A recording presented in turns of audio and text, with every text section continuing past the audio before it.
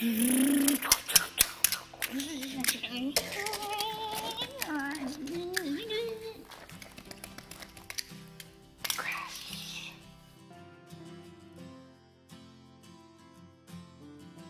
do what you can to make sure you're prepared, that your children won't be a distraction during church, and that they will stay politely entertained during the service. Only to find out that Hot Wheels cars actually make a lot of noise, that crayons and paper get sprawled all out and look chaotic just like your living room floor. It is tough. I get it. My husband is the pastor at our church, so on Sunday mornings I single parent 4 little boys, often while trying to help with other things during the service as well. Today I want to share with you some of my favorite resources that I have found. I can't promise it'll eliminate all the noise, but hopefully it'll help. Beyond these things, I want to encourage you to read Parenting in the Pew. Take what you can from this book and leave the rest. That's fine. Everybody's situation is different and individualized, but I found so many helpful and encouraging statements or ideas in this book, and it really does encourage bringing your kids into worship with you. Here are some of the ideas. We're a family of 6 that enjoys learning about new cultures, homeschooling, and sharing the love of Christ with others. Make sure to subscribe to follow along, and welcome to the Bear Hill family. In general, I would not recommend taking a whole bucket of activities with you, but I do recommend having a bucket put together that you can easily, quickly go to on those rushed Sunday mornings to just grab something out of. We usually keep our bucket right down there. And my youngest can actually go to it too throughout the day when we're doing schoolwork and pull out a quiet activity to do also. Other than that, they're kind of tucked away. The kids tend to forget about them, which keeps them fresh and new and exciting for a Sunday morning. Now, my go-to that I actually keep in my purse. This is my favorite. I'm telling you at the very beginning, my favorite recommendation for church is these doodle pads. They're called Nuyes. I don't know how you're really supposed to pronounce them. I'll link it down below to Amazon. They're only like $9, and I think if you get 2 at one time, they're a deal. We have recommended these to so many parents, and you just draw on them. Here, see? Doodle, doodle, doodle, doodle, and then you push the button at the top, and it erases and is all gone. And so, actually, we own 5 of these. I only have 4 kids because my husband loves his for writing like his list throughout the day and other things also. Most of the parents in our church have ended up getting them because they see how good they are for church. The nice thing about them, rather than paper and crayons and everything all about, they don't get sprawled all out. They can draw right here. Your purse doesn't get crammed full of wadded up paper and crayons and everything else. It's just this. All right, I told you my favorite thing, but different things work for different kids. So keep watching here. We went to a conference this last week. It was 3 days long, so I did take our whole big bucket with us, but we were in the back and kind of sprawled out on the floor, which was nice. It worked out pretty well. However, typically I would just say, grab the 3 Water Wow books, put them in your purse, and go to church. Kids don't need a ton of activities all at once. They can keep themselves entertained pretty well. So I've shown the Water Wows before on my channel because these are just so fun.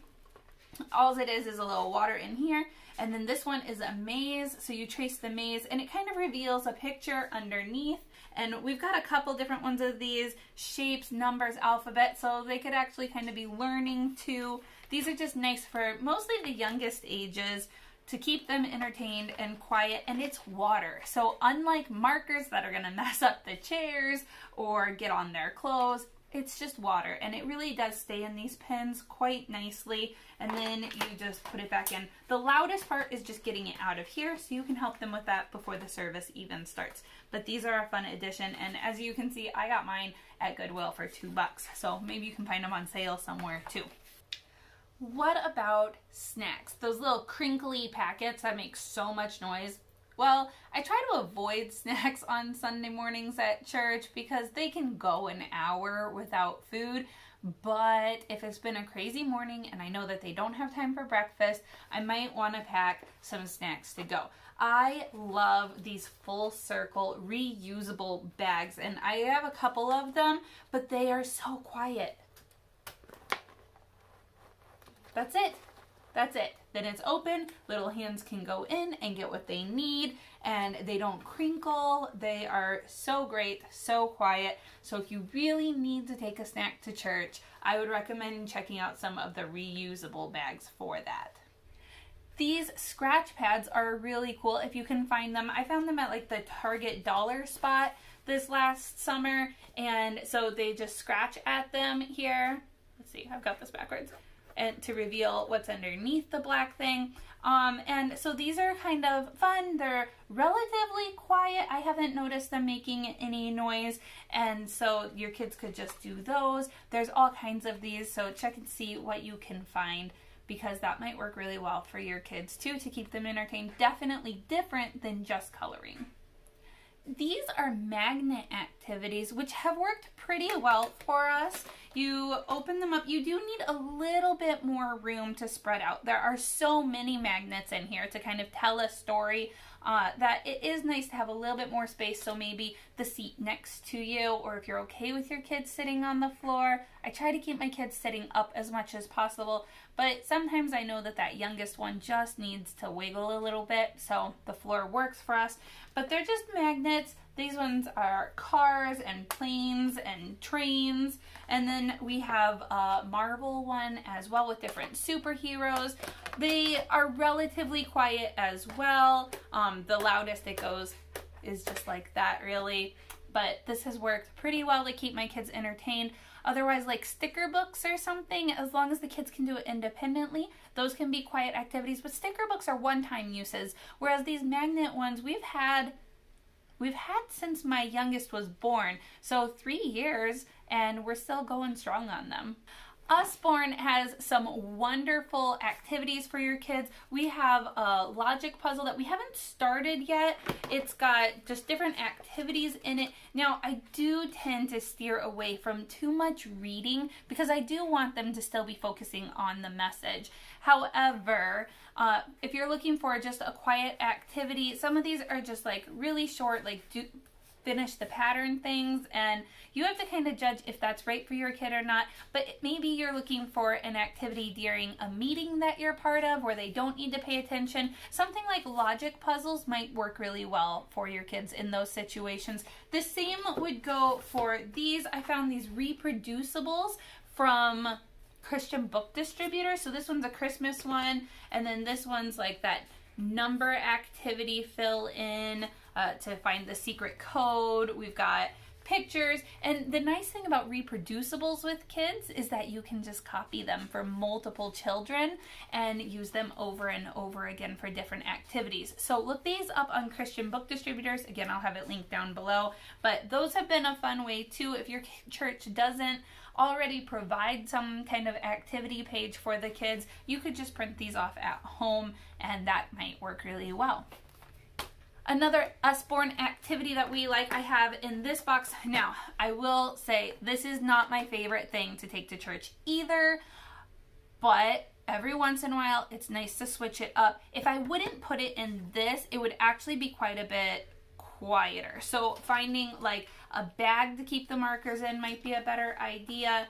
But these are activity cards that the kids use whiteboard markers on, and they either connect the dots or finish the picture, give the alligator teeth, those kinds of things. And then there are other ones that they have too, that my oldest is getting into this age range where it's like mazes or 100 things for little children to do on a trip, it says. These are about $10 through Usborne each.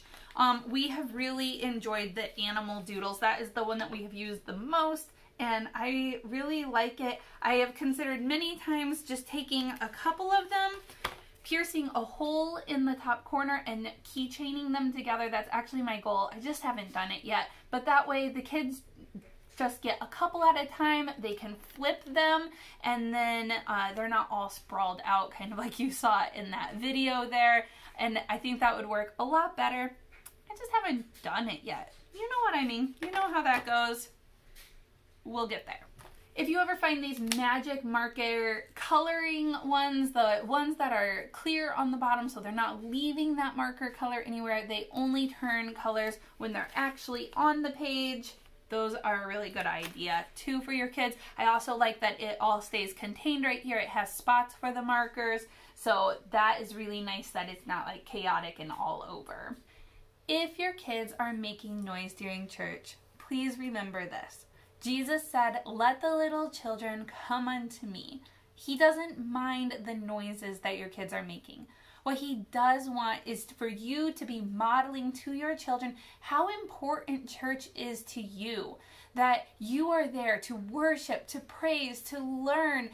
Be a model to your kids. And as they grow up, they will engage. But don't squash them now so that they never want to go back. Let them be little. It's okay. I always think that my husband, when we go to hear other pastors or conferences, that he's not paying attention because he's always doing something with his hands.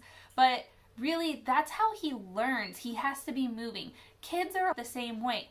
You might think that they're not paying attention while they're doing all of these extra activities, but you might be really surprised by what they do retain. Ask them after church. Talk about what you learned on Sunday. Those are the things that will cause them to want to be more engaged in what is going on. It tells them that this is important to you, and it helps reinforce because you are the one making the biggest impact in their life and their faith right now. So make sure that afterwards you are having additional conversations with your kids about the message that happened on Sunday. I hope this is useful to you. If you have additional ideas, drop them down in the comments. Help the community out. Give it a thumbs up if you like this video as well. It really helps our channel out a lot. Thank you guys so much for watching, and I'll see you next time.